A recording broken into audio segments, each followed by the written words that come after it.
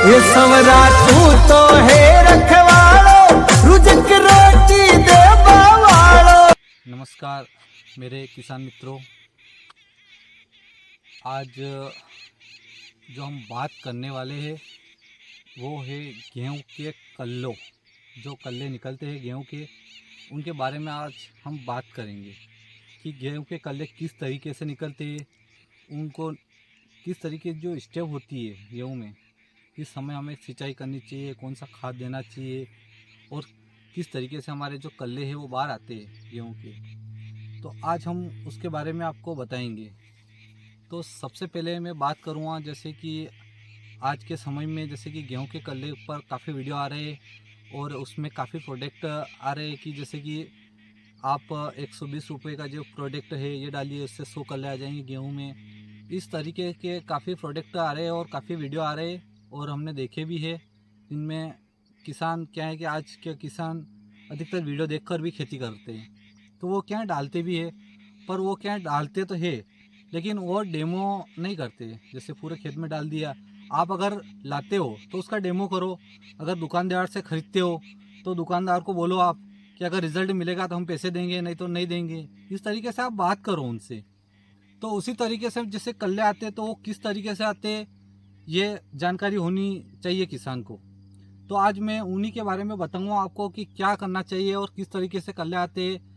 तो सबसे पहले मैं कल्लों की जो बारे में आपको बताऊंगा वो है, सबसे पहले हम जैसे कि खेत हकाई जुताई करते और हर किसान बेसल डोज में अच्छा खाद भी डालता है, वो फर्टिलाइजर यूज़ में लेता है, जैसे कि DAP लेता है, NPK लेता है, पोटास लेता है, सल्फर लेता है, जिंक लेता है। इस तरीके से अपने अपने लेवल पर किसान खेती करता है और खाद बीज डालता है खेत में। तो जब किसान पूरी मेहनत करता है उसके बाद जो सिस्टम रहता है सिंचाई का प्लस जो वैरायटी है उसका, तो कल्ले का जो मेन है सबसे पहले आते हैं हम वैरायटी। अगर जो किसान अच्छी वैरायटी के अगर गेहूं लगाएगा तो ऑलरेडी वो अच्छा उत्पादन मिलेगा उससे, तो कल्ले अधिक आएंगे क्योंकि बेसल डोज में सब किसान खाद डालते ही है। लेकिन जो वैरायटी की बात करेंगे हम, अच्छी वैरायटी अगर होगी किसान के पास, गेहूं में क्या है कि काफ़ी वैरायटियाँ आ चुकी है, किसान भी हालांकि कंफ्यूज रहता है कि कौन सी वैरायटी लगाए, लेकिन जो अच्छी वैरायटियाँ है, श्रीराम की वैरायटियाँ हैं, ऐसी काफ़ी अच्छी वैरायटियाँ हैं, टाटा की है। इस तरीके से जो खेत पर अगर किसान लगाएगा और ज़्यादा उसके जो फुटन है गेहूँ की अच्छी होगी। एक बात होगी वैरायटी की, और एक बात जब हम बेसल डोज खेत में डाल देते हैं उसके बाद क्या है कि किसान जो गेहूँ लगाता है तो गेहूँ किस तरीके से लगाना चाहिए उसको, वो आज कंफ्यूज रहता है। कई किसान क्या है कि कल्टीवेटर से ज़्यादा गहरा डाला देते हैं गेहूँ को। कई किसान क्या है कि जैसे कि सीडिल से अगर बुआई करते हैं तो व्यवस्थित लगा नहीं सकते। तो इस तरीके से काफ़ी तरीके की समस्या आती है बुआई में। तो सबसे बेस्ट तरीका है कि जैसे कि आप जब भी गेहूँ अगर आपके खेत पर बुआई करो तो उस समय आपको ध्यान रखना होगा कि जैसे जो गेहूँ है आपका, सिर्फ आपको जो मिट्टी है उसकी लगभग 1 इंच की जो परत होती है उसमें मिलना चाहिए बस ऊपर की। अगर आपकी जो परत में अगर मिलेगा तो जो गेहूँ है वो फूटन अच्छी लेगा, ग्रोथ अच्छी होगी उसकी, और जो उसकी जड़ें है काफ़ी अच्छी विकास लेगी। और अगर किसान की सोच एक और होती है कि अगर ज़्यादा गहरा अगर हम डाल देंगे, उससे क्या है कि ज़्यादा गहरा डालने पे क्या है कि जो गेहूँ है हमारे वो झुकेंगे नहीं और नीचे नहीं गिरेंगे, ये सोच रहती है। लेकिन ऐसा नहीं है। अगर आपकी जो सोच है किसान मित्र की कि यार अगर ज़्यादा गहरा डालें, ऐसा नहीं है। अगर वो ऊपर रहेगा तो उसकी जड़ें अच्छी होगी, उसको फुटन होगी और एक गुच्छा बनेगा, जिससे क्या है कि वो मजबूत रहेगा और उसको पूरा पोषक तत्व मिलेंगे ऊपर से। क्योंकि ज़्यादा गहरा रहता है उसको पोषक तत्व कम मिलते हो, उसके जो फुटन है वो काफ़ी कम होती है। अब एक जानकारी ये हो गई है। अब तीसरी जानकारी, जो कल्ले की जो मेन जानकारी होती है वो होती है सिंचाई के ऊपर डिपेंड करती है कि हमारे खेत में कब कल्ले निकलेंगे, किस तरीके से निकलेंगे। तो वो होती है सिंचाई। जब हम जो खेत को फर्स्ट जो पिलाई हो जाती है हमारे बेसल डोज डाल के हम खेत को बिल्कुल पिला देते हैं। उसके बाद क्या है कि जैसे कि दूसरी पान हम खेत को पिलाते हैं, तो वो किस समय पिलाना चाहिए किसान सोचता है कि जैसे कि पास में किसान है, उनके खेत है और उन्होंने जो खाद है वो बिल्कुल बराबर डाला, दोनों किसान ने बराबर डाले थे। और एक किसान बोलता है हमारे इतना अच्छा उत्पादन हुआ, एक के कम हुआ, तो क्या कारण क्या होता है? उसका होता है सिंचाई। सिंचाई एक समय होता है किसान के जो जब सिंचाई करनी चाहिए उसको। तो वो सिंचाई मैं बताऊँगा कि आपको किस समय गेहूँ को देनी चाहिए। जैसे आज हम खेत को फर्स्ट पिलाई करते हैं, उसके बाद जो सेकंड पिलाई करते हैं वो लगभग हमारे 21 से 25 दिन के अंदर होती है गेहूँ में। और उसी समय हमें जो गेहूँ को नाइट्रोजन देने की ज़रूरत होती है, बेसल डोज सबने डाल दिया। उसके बाद क्या है कि गेहूँ जो है फास्फोरस छोड़ता है और नाइट्रोजन की इसकी ज़रूरत होती है। तो क्या है कि आप अगर इसको नाइट्रोजन दोगे, जैसे नाइट्रोजन को जो डोज है वो हमें क्या है कि हमारे खेत की है जो लेवल की बात करेंगे हम, तो हम क्या हमारे खेत पे एक कट्टा 1 बीघे में डालते हैं। लेकिन वो 1 कट्टा डालते हैं तो वो 2 स्टेप में करके हम डालते हैं। और गेहूँ में 3-5 तक हम खाद देते हैं। तो जो हम डालेंगे नाइट्रोजन हम डालेंगे अगर हमारे खेत में, तो वो डाल के 21 से 25 दिन में हमको सिंचाई करनी होगी। और जो खेत ज़्यादा हल्का खेत है उसमें हम समझ सकते हैं कि हम उसको जल्दी पिला सकते हैं, लेकिन जल्दी पिलाने के बाद उसको 21 से 25 दिन में स्टेप में उसको लाकर उसको खाद दो, उससे उस खेत में भी अच्छी फूटन होगी। एक और ये हो गया हमारे फूटन का।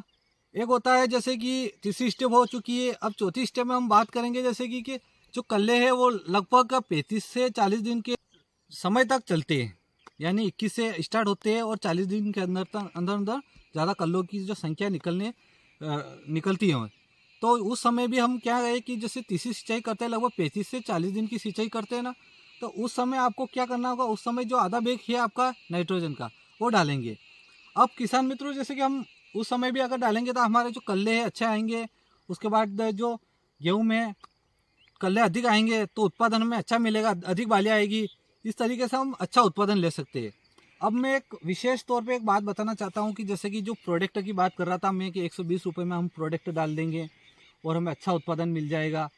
तो अगर हम 1500 रुपये देकर DAP खरीद रहे हैं और पूरा 50 किलो का बैग ला रहे हैं, उससे हमारे कल्ले नहीं आ रहे और 120 रुपये का जो प्रोडक्ट है 1 किलो का थैली है, उससे हमारे गेहूँ के 100 कल्ला की बात करते हैं जो प्रोडक्ट बनाने वाले। तो किसान क्या है कि किसानों को लूटा जा रहा है। किसान भी क्या है कि बेबस है। किसान को जो कृषि दवाई वाले देते थे वो लेके आ जाता है, वो सोचता नहीं है कि क्या डाले और किसान को दे देते हैं। इस तरह से किसानों को मैं अवगत कराना चाहता हूँ कि अगर कोई भी प्रोडक्ट अगर आप खरीदो तो उसका आपके खेत पर लाकर उसका डेमो करो। पहले जैसे कि आप 5 जो आपके कार्य होती है उनमें आप उसका डेमो करो और उसका रिजल्ट देखो। एक साल में करोड़पति मत बनो कि हमने ये डाल दिया वो डाल दिया, ऐसा नहीं।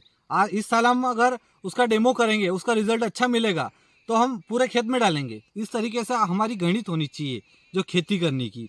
मैं भी एक किसान हूँ और लगभग 10 साल से मैं खेती कर रहा हूँ। मैंने भी एक जियो प्राइम नाम से खाद आता है, उसका रिजल्ट लिया था। सबसे पहले जो कंपनी आई थी मेरे पास उसका डेमो किया था मैंने, और मैंने हमारे खेत पर लगभग 5 या 6 दौरे में उसको लगाया था। एक बैग को लाया था मैं और उसको सभी फसल में लगाया था। तो गेहूं में उसका काफ़ी अच्छा रिजल्ट मिला। तो मैं बोल सकता हूँ कि यार उसका काफ़ी अच्छा रिजल्ट है और मैं पूरा खेत में डालता हूँ। तो किसी चीज़ का हमारा जो डेमो होना चाहिए, जिससे क्या है कि हम जो प्रोडक्ट है उनसे बच सकते हैं और किसी के बेखाव में ना आ सकते और हम उत्पादन अच्छा ले सकते हैं। तो किसान मित्रों जो मैंने जानकारी दी है ये किसान मित्रों जो अवगत कराने के लिए दी है, और ये कि आप सतर्क रहे। और जो मार्केट में काफ़ी प्रोडक्ट आ चुके हैं, किसानों को लूटा जा रहा है, उनसे सतर्क रहिए। और जो कल्ले हैं उनकी जो स्टेप बताइए, इस तरीके से कल्ले आते हैं हमारे गेहूं में, वो आपको बताइए तो उसका उपयोग करें। और एक बात और है, जैसे ज़्यादा हल्का खेत हो तो आप उसमें जैसे कि कल्ले कम आएंगे तो ज़्यादा पास में गेहूँ लगा सकते हो। ज़्यादा कल्लों के आप ये मत करो कि यार ज़्यादा कल्ले आ जाएंगे, वो खाद डाल दे वो डाल दे। आपके जो थोड़ा गेहूँ की क्वांटिटी ज़्यादा बढ़ाकर डाल सकते हो आप हल्के खेत में। भारी खेत हो तो उसमें कम। इस तरीके से अगर आप खेती करोगे सोच समझ कर तो आप ज़्यादा उत्पादन ले सकोगे। ये हम सभी जानते हैं कि जैसे कि अधिक कल्ले किस तरीके से आते हैं, ये सभी जान चुके हैं। और जो खेत अधिकतर जैसे देसी खाद में भरपूर होता है, जहाँ पर देसी खाद अच्छा होता है तो वहाँ पर क्या है कि ज़्यादा कल्ले आते हैं। तो ये हम समझते हैं कि आज के समय में हमारा जो देसी खाद है, जो हमारे खेत घर पर तैयार होता है गायों भैंसों द्वारा, जो देसी खाद होता है वो काफ़ी उपयोगी है। इसलिए ज़्यादा से ज़्यादा देसी खाद का ही उपयोग करें, केमिकल कम डालें, जिससे हमारा क्या है कि आज तो हमें उत्पादन मिल रहा है, लेकिन आने वाला समय है उसमें हमें उत्पादन कम लगेगा और कम प्रॉफिट होगा, क्योंकि उत्पादन क्या है कि केमिकल डालने से हमारी ज़मीन जो है बंजर हो रही है। इसलिए किसान मित्रों सतर्क रहिए और ज़्यादा कल्लों के चक्कर में ना पड़े। कल्ले जो हमने बताए, सिंचाई की स्टेप होनी चाहिए, अच्छी होनी चाहिए। आप सिंचाई की स्टेप सही रखोगे तो आपके ज़्यादा से ज़्यादा कल्ले आएंगे। तो किसान मित्रों, जो मैंने जानकारी दी है, इस जानकारी से अगर आप संतुष्ट हो और मेरी जानकारी आपको अच्छी लगी हो और जो मैंने बताया इस पे आपको लगता है कि वास्तव में बात सही है, तो मेरे इस वीडियो को ज़्यादा से ज़्यादा लाइक करना और ज़्यादा से ज़्यादा शेयर कर, और देश की शान किसान यूट्यूब चैनल पर जो भी किसान मित्र नए आए हैं वो भी इस चैनल को सब्सक्राइब करके आगे से आगे बढ़ाना। जय जवान जय किसान, देश की शान किसान।